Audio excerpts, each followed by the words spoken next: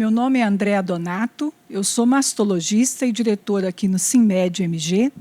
Nós vamos conversar hoje com a doutora Paloma Marques, advogada da Sociedade Braga Lobato, parceira do Sinmed MG. Doutora Paloma, seja bem-vinda, né? Obrigada, é um prazer estar aqui. Pode parecer estranho quando a gente fala sobre câncer de mama, vir um tema sobre os direitos das mulheres com câncer de mama. Como se aplica o direito à área médica nessa situação? Bom, inicialmente eu gostaria de ressaltar que a Constituição Federal de 88, ela traz como um princípio fundamental o direito à vida. E o que seria esse princípio fundamental? É o eixo para o ordenamento jurídico, ou seja, a gente tem todo o arcabouço do ordenamento judicial que gira em torno de buscar efetivar esse direito, atrás da dignidade da pessoa humana. Junto com o direito à vida, a Constituição também traz um direito social, que é o direito à saúde. E o que seria esse direito social? São medidas políticas e econômicas que o Estado se compromete a tomar para concretizar o direito à saúde, não apenas para prevenir doenças, mas para dar acesso igualitário, amplo a todas as pessoas e, principalmente, prevenir, tratar e acompanhar as doenças. Nesse sentido, a gente vai trazer um pouco aqui a nossa discussão, quais seriam os direitos que essa mulher que descobre que está com essa patologia tem de acordo com o ordenamento vigente. Doutora Paloma, eu tenho percebido na prática profissional que a maioria dos médicos e também das pacientes desconhecem, por desinformação, quais são esses direitos relacionados ao câncer. Eu diria que alguns deles se aplicam especificamente ao câncer de mama, mas a grande maioria se aplicam a todas as neoplasias malignas. Nós poderíamos, então, agora, falar um pouquinho para os nossos assistentes sobre esses direitos, porque eu percebo que a grande maioria das pacientes toma ciência no ambiente de tratamento, quando está diante de outras com as quais compartilha o mesmo diagnóstico. Sim, eu trouxe aqui algumas normas, né, que trazem direitos às mulheres com câncer de mama, mas também, como a doutora falou, né, são normas mais amplas que pegam também todos os tipos de neoplasias malignas.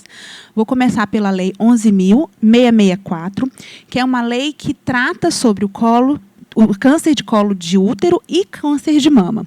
É uma norma mais geral, que traz ali garantias do ponto de vista de prevenção, tratamento, diagnóstico e acompanhamento do câncer de mama. Bom, ela garante, né, que o Estado tome medidas, como medidas educativas, como a gente vê muito em posto de saúde, né, que traz informação de como detectar o câncer, quem buscar. Ela traz também aí o direito ao exame de mamografia, no caso do câncer de mama, que esse um marco muito importante, né? Todas as mulheres a partir de 40 anos, ela tem o direito a realizar esse exame na rede SUS.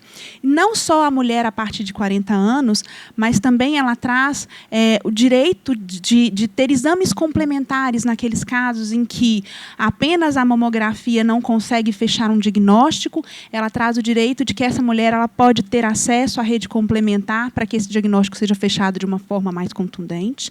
Ela traz o direito às mulheres mais novas que têm um alto risco de desenvolvimento da doença, mediante uma análise de um médico oficial, né?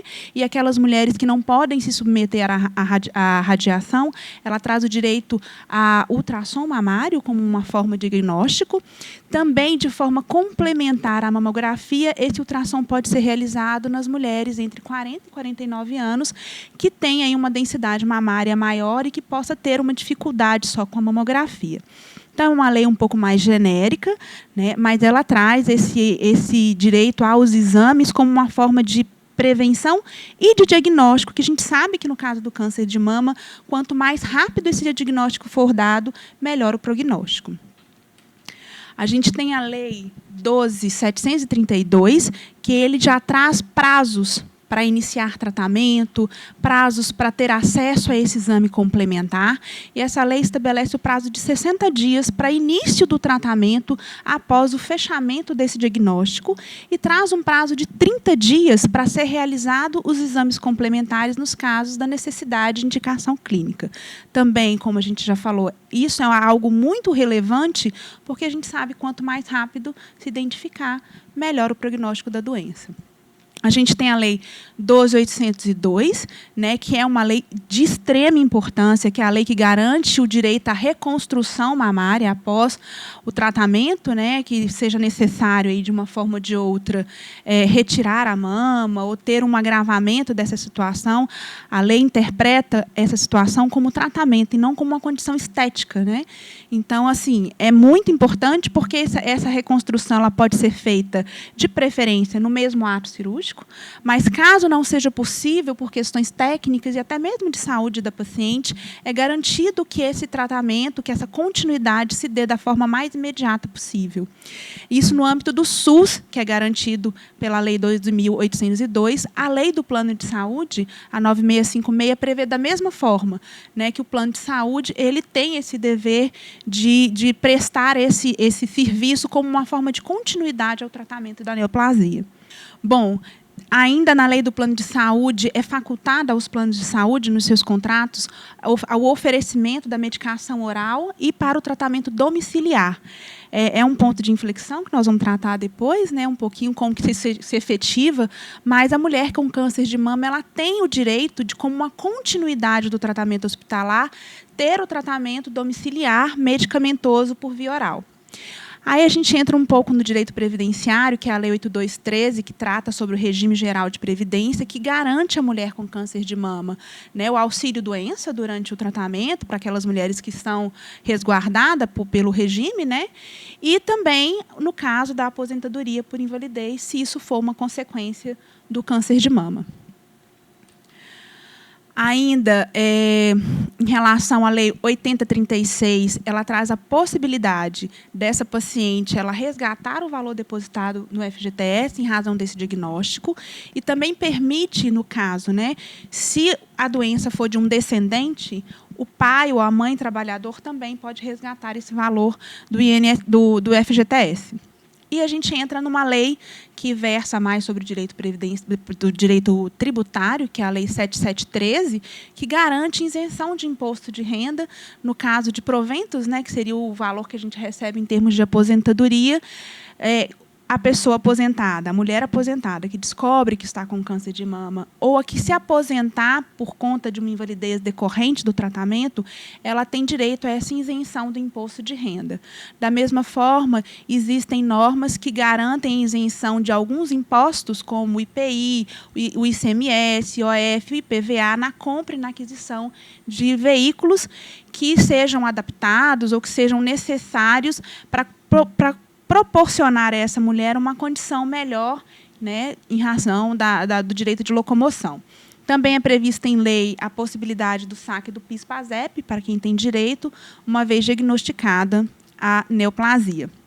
É possível também a quitação do financiamento da casa própria em razão do diagnóstico, mas, no caso, né, se for um contrato com uma seguradora específica, isso tem que estar previsto no contrato.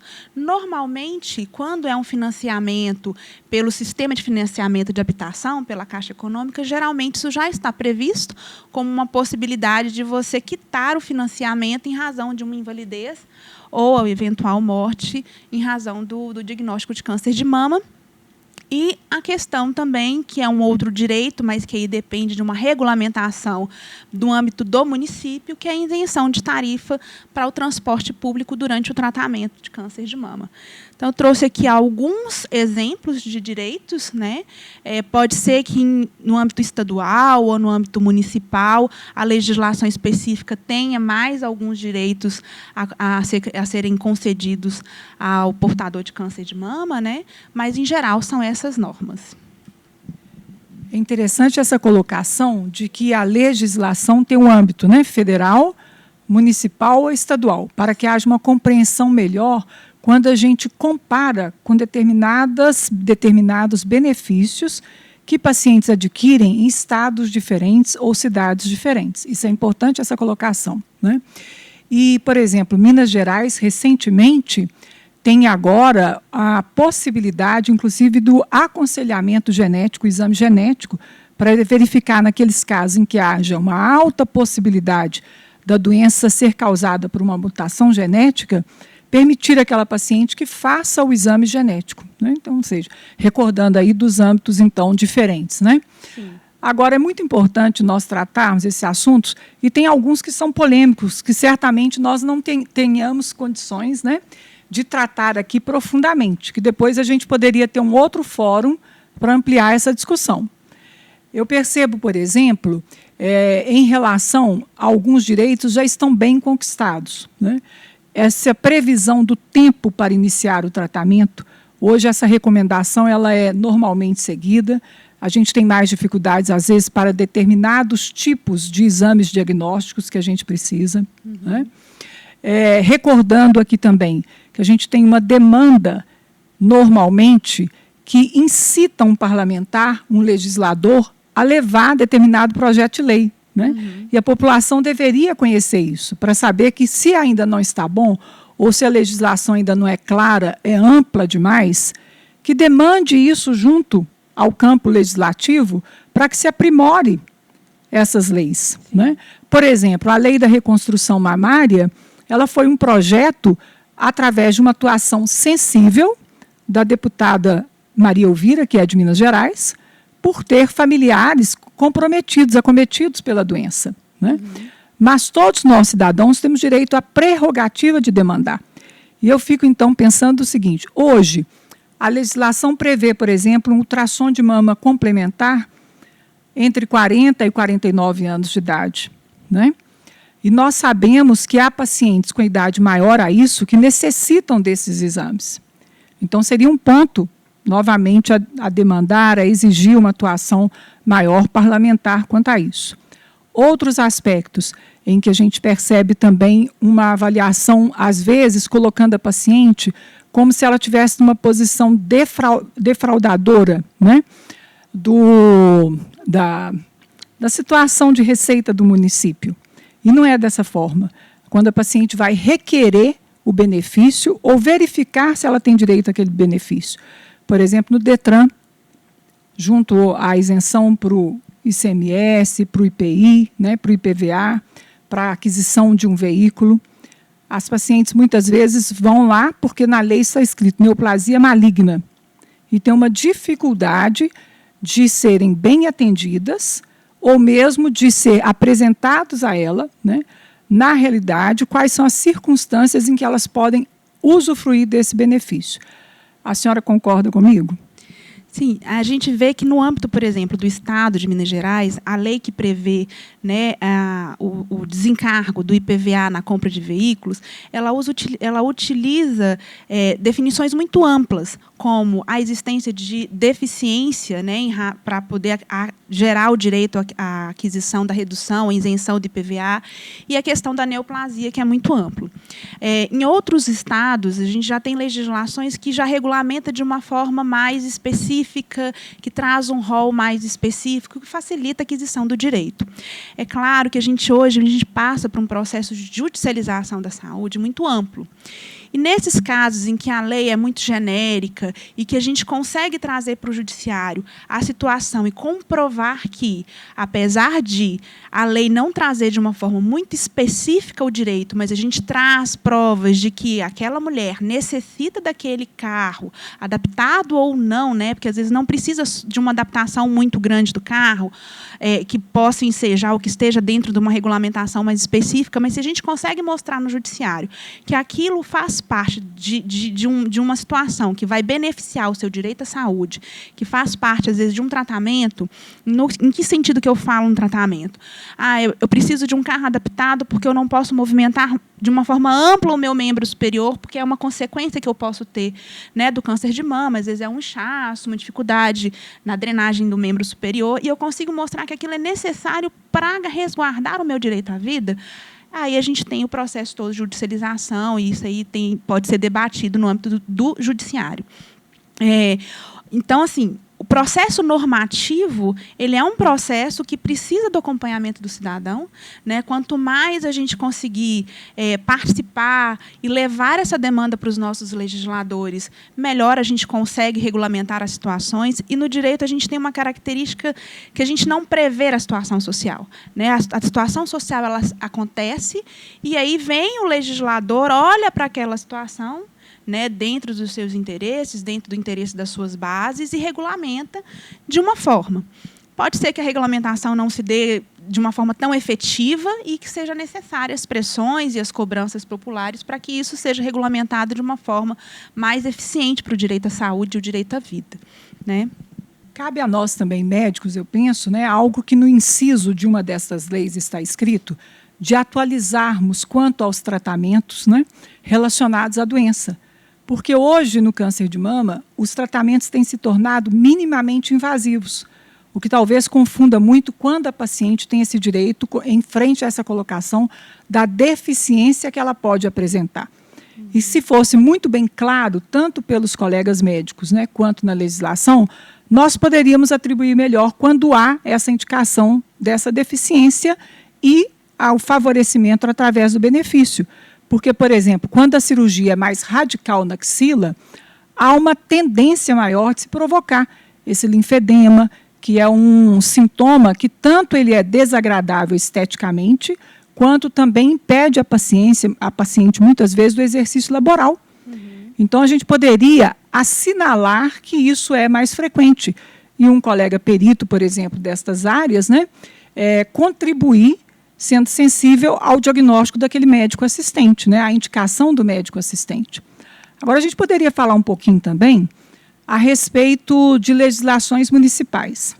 A doutora teria como trazer para a gente, por exemplo, um projeto municipal que seja interessante relacionado a esse aspecto do câncer de mama? Sim, a gente tem tramitando, né, na nossa Casa Legislativa o projeto número 55 de 2017, que é um projeto que prevê a gratuidade do transporte público, não só para paciente, mas também para o seu acompanhante durante o tratamento. É algo que facilita, né, porque a gente sabe que muitas vezes a paciente ela precisa ser acompanhada, ela não tem condições de bancar um transporte particular, né, e a gente sabe que é um momento da vida delicado e que financeiramente também se torna delicado. Então, às vezes você falar assim, é um transporte público, algo, né, seria irrelevante? Depende da sua classe social, se é irrelevante ou não. E a gente tem que lembrar que, muitas vezes, o tratamento do câncer ele não é só uma ida ao hospital, né? Ele tem toda uma rede ali por trás de tanto medicamentoso, hospitalar, mas também tem um tratamento fisioterápico, tem às vezes um tratamento psicológico, e nesse momento em que ela está em tratamento, não só o médico hospitalar, mas um tratamento como um todo, às vezes ela precisa se locomover, né, várias vezes ao dia para poder conseguir garantir esse tratamento. É importante a gente recordar esse fato e ressaltar, porque esse é um tratamento que depende de continuidade. Sim. Né? E a continuidade ela tem que ser garantida por esse acesso ao tratamento. Muitas vezes as pacientes não têm como se deslocar até o ambiente de tratamento. E temos que recordar também que o tratamento é multiprofissional, como bem colocou a doutora. No aspecto, por exemplo, envolve às vezes o médico, a fisioterapia, a assistência psicológica, a quimioterapia, a radioterapia, e que são tratamentos que demandam muitas vezes a ida diária ao local onde a paciente vai receber aquele tratamento. Então, muito bem colocado, vamos torcer para que isso seja aprovado em segunda instância, né? Sim, vamos torcer, né?